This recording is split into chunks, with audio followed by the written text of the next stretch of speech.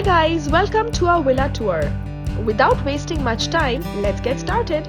This is the main area of the hotel, the common pool, a little shop and a restaurant where we ate breakfast every day.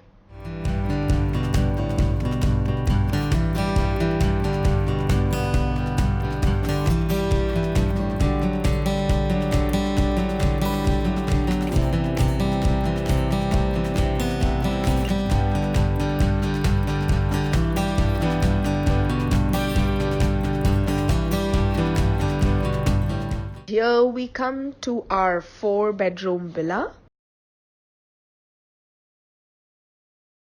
It has a common pool, 4 bedrooms, a common living area with an open kitchen, a gazebo, some sun decks, a common toilet outside. The best part about the villa that the boys liked was when you enter, can you look down? There are fishes. And they fed the fishes every day.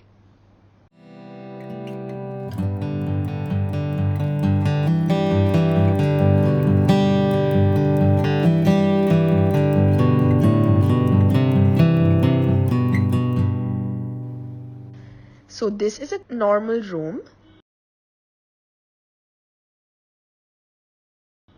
Now let's get to the toilet.